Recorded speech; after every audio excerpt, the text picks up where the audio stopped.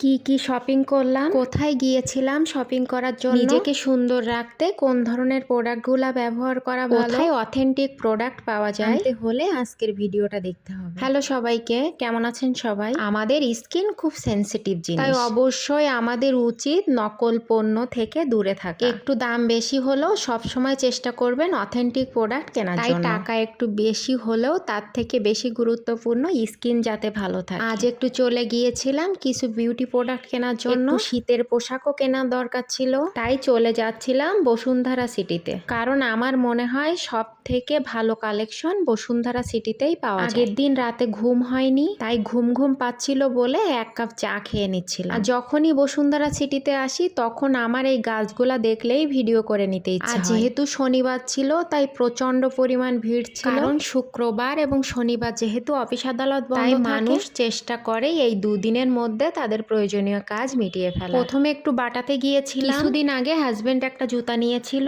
10 দিন পরার পরে জুতাতে একটু সমস্যা দেখা দিয়েছিল, তাই জুতাটা চেঞ্জ করে নেয়ার জন্য ওনাদের কাছে কমপ্লেন দিয়েছিলাম, আজকে নেয়ার জন্যই এসেছিলাম। আগে ভাবলাম জুতাটা নিয়ে নেই, তারপরে অন্য কাজগুলা করব। তারপর ভাবলাম একটু স্টাইলিকোতে যাই, ওনাদের শীতের কিছু কালেকশন লাইভে দেখেছিলাম, তাই ভাবলাম সরাসরি দেখেই নিয়ে নেই। যেহেতু আমি পুরাই হতাশ হয়ে গেলাম, কারণ ওনাদের সব প্রোডাক্টই স্টক আউট হয়ে গেছে। শোরুমে যে অল্প কয়েকটা স্টকে ছিল সেগুলো আমার চোখে ওভাবে নজর কাড়েনি। পরবর্তীতে লাইভ থেকে নিয়ে নিব, কারণ আমি স্টাইলিকোর অনেক বড় ফ্যান। যে লিরাতে চলে গিয়েছিলাম কিছু মেকআপ আইটেম নেওয়ার জন্য। মেয়েদের মেকআপ আইটেম এত বেশি কস্টলি হয়, প্রত্যেকবার কেনার সময় বড় একটা ধাক্কা খাই। আর কসমেটিক্সের জিনিস একটু ব্র্যান্ডের কেনাই ভালো, তাতে স্কিন ভালো থাকে। তাই দাম বেশি হলেও একটু ব্র্যান্ডেরটাই ইউজ করব। আর স্বাস্থ্য যেহেতু পছন্দ করি তাই এগুলা কেনাই লাগবে, টাকার চিন্তা করলে হবে না। আর এই যে বিল মেটায়ে আমরা চলে যাচ্ছিলাম। আরো কয়েকটা দোকানে শীতের পোশাক দেখেছি, কিন্তু সেভাবে ভালো লাগেনি, তাই ভাবলাম পরবর্তীতে স্টাইলিকো থেকে লাইভ দেখে লাইভ থেকে নিয়ে সেই বের হয়েছি দুপুরে, আর এখন সন্ধ্যা হয়ে গেছে। আমার মনে হচ্ছিল